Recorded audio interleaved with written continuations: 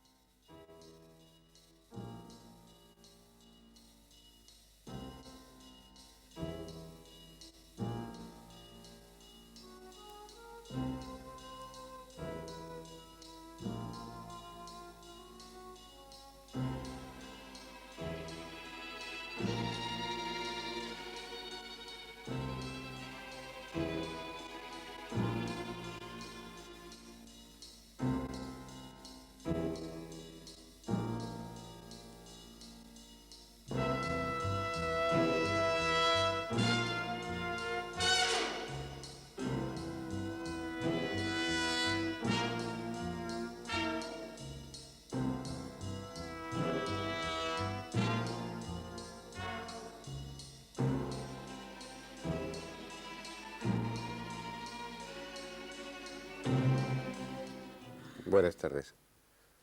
Vamos a abordar hoy el tema de las culturas megalíticas. Los libros de historia, esos libros que aprendimos en la escuela, generalmente mal escritos, dogmáticos, chauvinistas, esos libros apenas dicen nada del hombre que poblaba Europa 1000 o 2000 años antes de Cristo. Aquellos hombres primitivos, según esos libros, tuvieron una época en la que se dedicaron a iniciar una extraña arquitectura de grandes piedras, grandes y solitarias piedras, alargadas, dispuestas verticalmente, pese a sus varias toneladas de peso, esos menhires que a veces se complementaban con otras piedras horizontales colocadas encima. Se nos da a entender que esos hombres primitivos se dedicaban a ese empeño con la misma ilusión pueril con la que un niño se dedica a construir castillos de arena. Se ha juzgado con muy poca imaginación la obra de aquellos hombres. Hoy vamos a hablar de ella, de esa obra llevada a cabo por unos pobres brutos que, según la historia, poblaron Europa hace 3 o 4000 años. En el sur de Inglaterra existen los restos de una extraña construcción anterior a los celtas. Lo llaman Stonehenge. Está formado por unas gigantescas piedras extrañas y poderosas. Unos complejos círculos de piedra, unos dentro de otros, que constituyen uno de los mayores motivos de atracción turística de Gran Bretaña y al tiempo uno de sus mayores misterios. ¿Cuándo se construyó? ¿Quién lo hizo? Y sobre todo, ¿para qué? Lo primero será describir el conjunto. Vamos a comenzar por la circunferencia exterior de piedras, el llamado Círculo de Sarsen. Está formado por 30 menhires de una altura de más de 4 metros desde la superficie del terreno. Pesan de 20 a 25 toneladas y son de piedra arenisca de color gris. Piedra trabajada de una forma incomprensible, dados los escasos medios técnicos que, según la historia, poseían aquellos hombres. Sobre esas piedras verticales se dispondrían otras en forma horizontal de unos 3 metros de larga, que vistas desde el aire formarían una circunferencia perfecta. Unos monolitos que están profundamente clavados en el suelo más de 1,5 metros, lo que les da una altura total de 5,5 metros y un peso de unas 30 toneladas cada uno. Resulta sorprendente pensar cómo pudieron ser erigidos y sobre todo cómo pudieron asentarse sobre ellos los dinteles. Los dinteles quedaban ensamblados mediante agujeros a los que se ajustaban unas espigas que había en el extremo superior de los menires. Algo simple y efectivo, pero totalmente insólito si tenemos en cuenta esos escasos medios de los que aquellos hombres disponían. En este esquema se puede apreciar perfectamente la disposición de los dinteles sobre los menires, cómo las espigas se introducen en los agujeros dando solidez al conjunto. Ahora fíjense ustedes en la parte superior y vean cómo los dinteles se ensamblan unos con otros en una juntura en V. Algo comprensible en un trabajo de carpintería, pero totalmente insólito en piedras de este tamaño.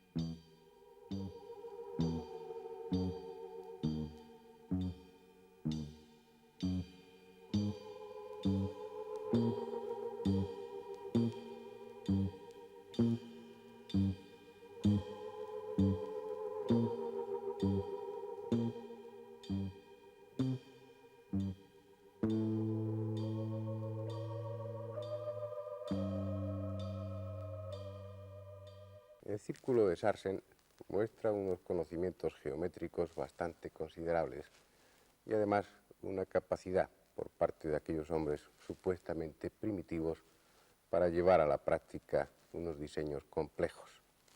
De una parte, ese círculo de Sarsen está dividido en 30 porciones exactamente iguales. Cada menhir tiene su emplazamiento justo, preciso. De otro lado, los dinteles forman una circunferencia perfectamente horizontal. Los que construyeron Stonehenge no eran toscos artesanos, sino expertos arquitectos. Dentro del llamado círculo de Sarsen existe una formación en forma de herradura constituida por 5 trilitos. Cada trilito está formado por 2 menhires y encima de ellos un dintel. El trilito más alto es el central, que cuando estaba completo medía 7 metros 77 centímetros. Son enormes piedras de más de 40 toneladas de peso. Entre ese círculo de Sarsen y estos trilitos quedan unas piedras, las llamadas piedras azules, pequeños monolitos de altura variable. Únicamente quedan 6 en pie y otras 7 tumbadas. En un principio debían existir unas 60, pero la mayoría han desaparecido. Son rocas eruptivas, parecidas al basalto. Estas piedras, cuya descripción requeriría mucho tiempo, plantean muchos problemas, tanto por su número como por su disposición, la cual no parece encajar con el plan general de la obra. También dentro de la herradura de los grandes trilitos hay más piedras azules. Todo ello forma algo sumamente complejo, ya que además de esas piedras existen agujeros, montículos y una zanja rodeándolo todo, además de varias piedras importantes situadas fuera del recinto.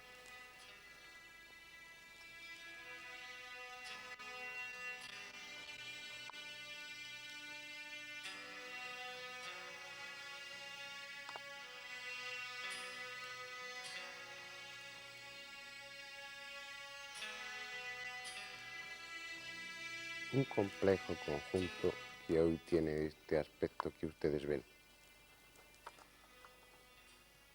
En el conjunto conviene también destacar la llamada piedra del sacrificio y esta otra, Hill Stone, o la piedra talón.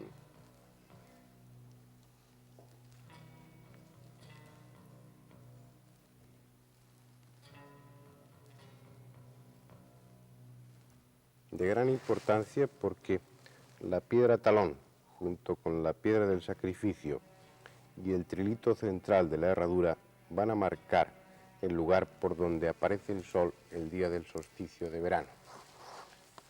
Stonehenge no es realmente un monumento, una construcción sencilla. Y no lo es sobre todo por una causa, porque no obedece a un proyecto unitario, sino que se ha ido formando en distintas etapas. La primera fue aproximadamente hace unos 2200 años antes de Cristo. Fue solamente una enorme zanja circular con un túmulo interior y una circunferencia de agujeros. Después, hacia el año 1600 antes de Cristo, fue instalada la piedra talón, que ustedes ven en el ángulo inferior derecho de esa fotografía, y un número, una parte de las llamadas piedras azules que se ven en el centro del círculo. Poco tiempo después se construyeron los círculos de Sarsen y los 5 trilitos interiores, para, por último, hacia el año 1300 a.C., erigirse las piedras azules en el interior y abrirse los últimos agujeros rodeando el círculo de Sarsen. Cuando toda la obra estuvo terminada, su aspecto debió ser muy similar a este que ustedes ven.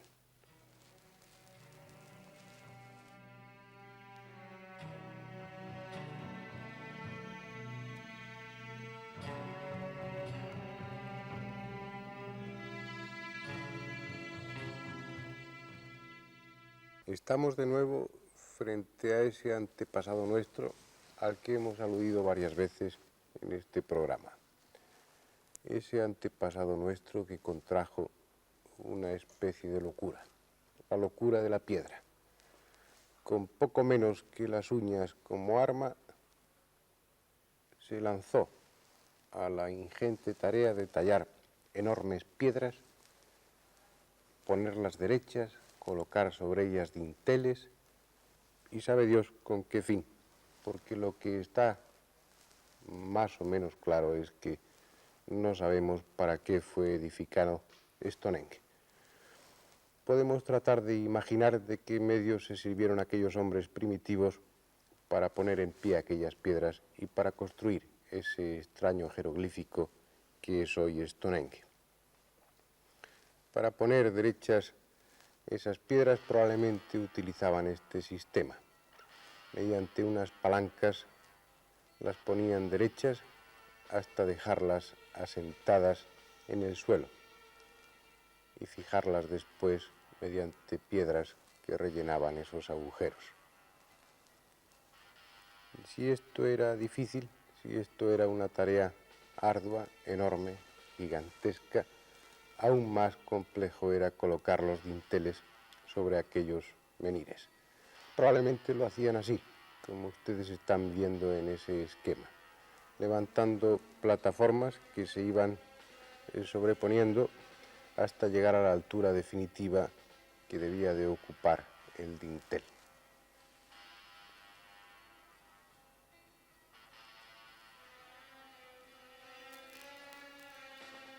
Con esto tenemos una idea aproximada, es imaginación deducida por la lógica, teniendo en cuenta aquellos escasos medios que poseían. Con ello podemos tener una idea, repito, de cómo levantaron ese extraño monumento que es Stonehenge.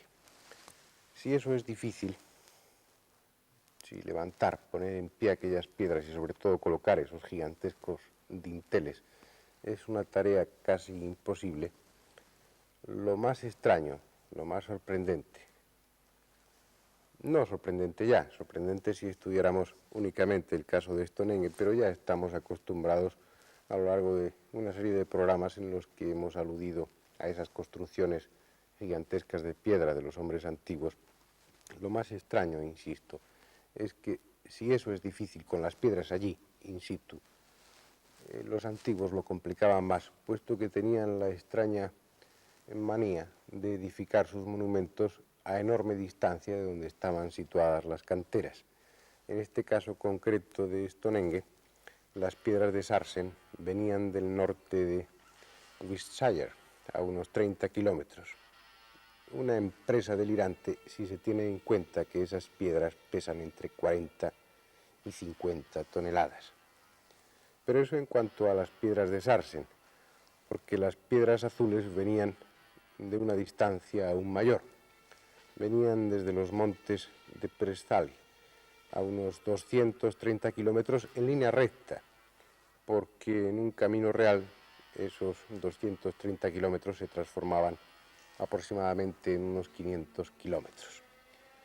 En conclusión, la idea que nos queda, después de contemplar los medios de que disponían, la distancia desde la que traían las piedras y prácticamente nada de tecnología para llevar todo eso a cabo, la conclusión, repito, es que esos antepasados nuestros de Europa estaban completamente locos. En cualquier caso, tenemos una idea aproximada de cómo lo construyó, pero no sabemos para qué lo construyó ese hombre de hace 3.500 o 4.000 años, ese hombre que contrajo esa extraña locura de la piedra, levantó ese complejo incomprensible que es Stonehenge y seguimos sin saber realmente para qué, porque si bien no es casualidad que el día del solsticio de verano la salida del sol está marcada perfectamente en el monumento, lo que sí es claro es que únicamente con 3 piedras había sido más que suficiente para marcar la salida del sol, con la piedra del talón, la piedra del sacrificio y el trilito central de la herradura, habría habido elementos más que suficientes para marcar esa salida del sol.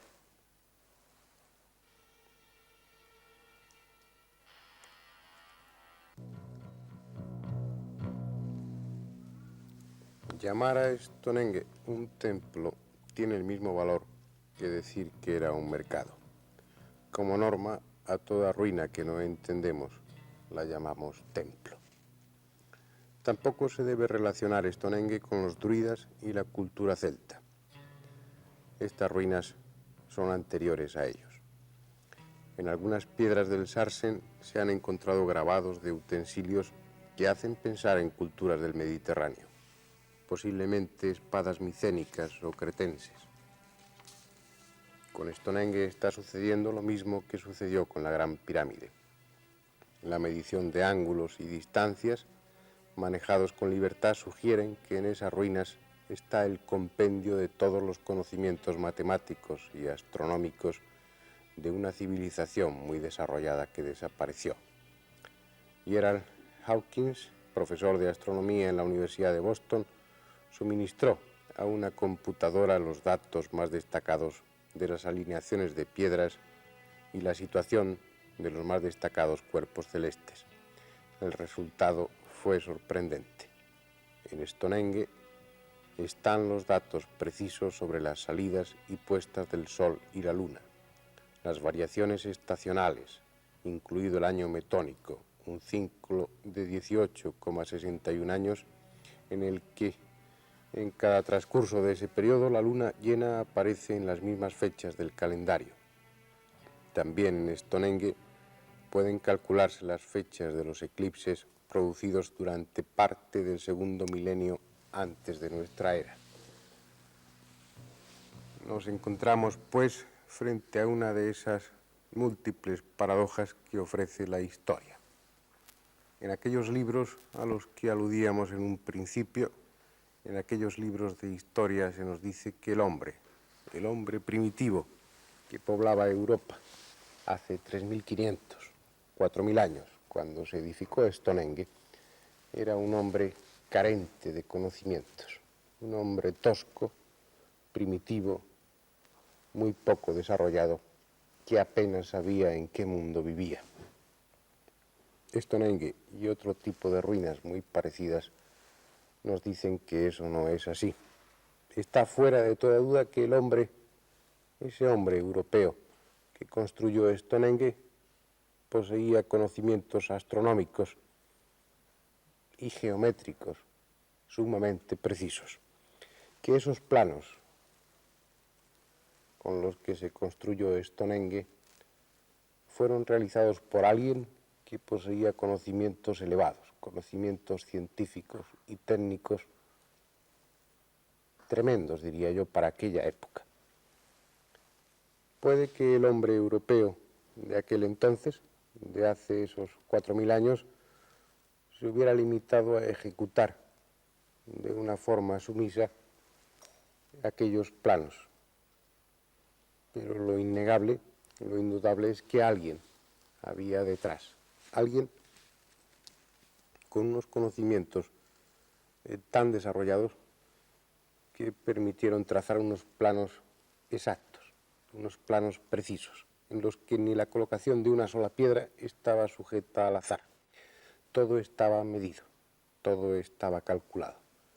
Se dedicaron décadas y vidas para construir algo que en modo alguno era arbitrario. Con Stonehenge, lo mismo que con Tiahuanaco, lo mismo que con Baalbek, lo mismo que con esas extrañas ruinas que para despecho, para sorpresa, yo diría que para escarnio de la arqueología, aparecen con frecuencia. Con Stonehenge se vuelve a plantear la incógnita. Vuelve a suscitarse el mismo problema. De alguna forma, los que en un momento de nuestra vida leímos aquellos libros de historia, tal vez los mismos libros que circulan hoy en día en nuestras escuelas, estamos siendo estafados de alguna manera, porque el pasado del hombre, esa historia de hace 3.000, 4.000, 5.000 años, no es, con toda seguridad, ni mucho menos, como nos la plantean los libros, como la describe la arqueología o como piensan los historiadores.